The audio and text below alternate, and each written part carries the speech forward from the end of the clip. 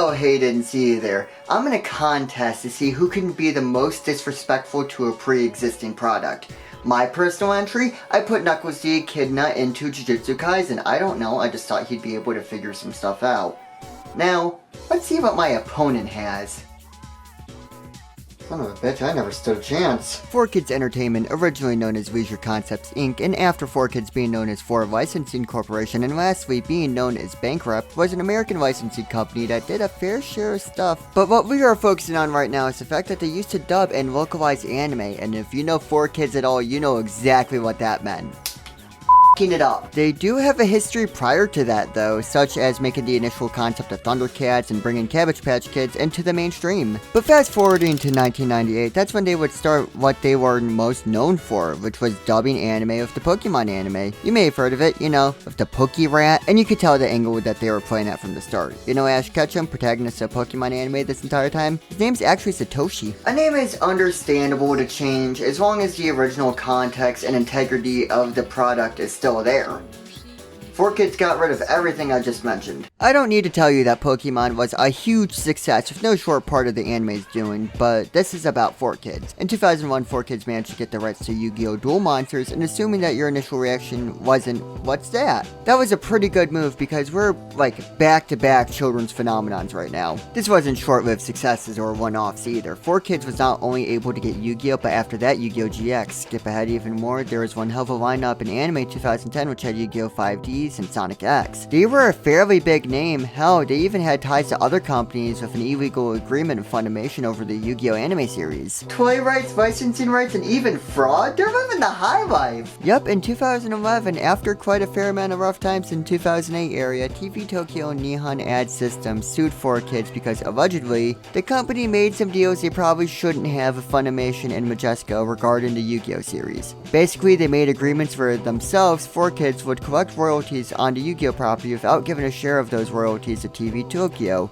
the one they were licensing from. You know, if this topic I expected more Kirby right back at you and less business-based legal cases. While not directly the cause, it wasn't long until 4Kids filed for bankruptcy and ceased production as the way we know it, and then they turned into 4 Licensing, and then they finally went out in 2017. And there's a whole lot of business talk and business history, but what is 4Kids known for when they're not making legally gray deals about Yu-Gi-Oh? Have you ever heard of localization? There are some right and wrong ways to localize. A good localization is keeping as much of the story intact while you make it as accessible as possible. A good example is when a Japanese game gets translated to English, like Persona 5 for example. Of course, translating is more complicated than it seems, but you know what I mean. A little bit more would be changing some references to more understandable ones, like Danganronpa V3 did it quite a few times. And you can debate if it's a good or bad thing. I personally didn't mind it. Now if we skip over to the dumpster that is older anime game localizations, we can fish out Revelations Persona, where they changed the entire currency system, characters, and removed entire quests because I'm sure there's some thread of logic there. And what happens if we skip about 30 steps and change even whole contexts? Well, you get one of two things. You either get 4Kids or a company with a poor legal history. Like, to give an example, you know the Shadow Realm in Yu-Gi-Oh? Doesn't exist. They just died. When the topic of 4Kids comes up, this is by far the most common thing to mention, and for very good reason. The localization of 4Kids did everything it could to turn anime meant for Japanese teenagers into something for American kids, and it is just magic. My favorite is in the original Yu-Gi-Oh! People are pointing guns at Kaiba and he jumps out the window. In the 4Kids version, they're just pointing at him and he still jumps out the window. You know, I react to peer pressure in almost the same way. They replace cigarettes with lollipops, which, sure, why not? Honestly, I just love all the stupid ways they try to remove guns. Like, what the hell is that? Look out, he's got a trigger-operated bonker. Oh, or the One Piece rap. This is one of the biggest anime or manga properties, and this right here was one of the earliest impressions to the American audience, and what an impression it made. When I see Sanji, I still think of him with a French accent for no valid reason. My favorite localizations were when they didn't just try.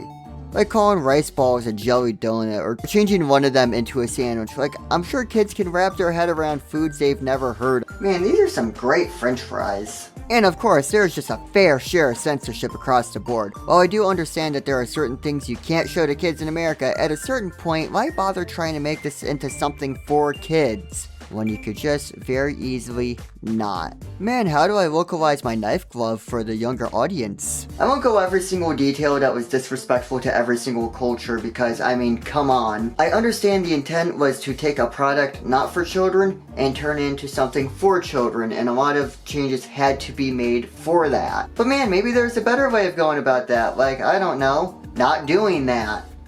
But hey, at least this style of localization is mostly in the past. I mean, can you even imagine what it would be like if 4Kids was still around today? My name is Tanner, and I'm trying to save my sister, Sarah, from being a grump.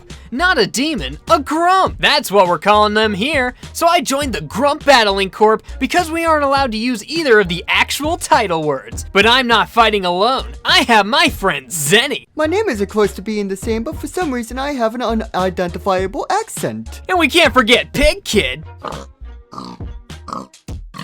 Oh no! Looks like I have to battle this grump, or else it'll hurt us and do nothing else and send us to the grump zone, where then someone would have to save us. Let's go, guys! I will see you for the next grump battle this Saturday morning on 4Kids. Also buy our trading cards and toys. That's how you can help me save my sister. I'm in pain. At the end of the day, it's easy to realize that the people at 4Kids weren't absolutely stupid. Their goal wasn't to make more One Piece fans by changing it, or they weren't trying to help bring anime to America. While that was just a side effect, I'm pretty sure their biggest goal was to make money on merchandise from the appearance of these characters. But hey, look on the bright side. Without 4Kids, we would have never gotten Sonic singing the national anthem. At the end of the day, isn't that what this is all about?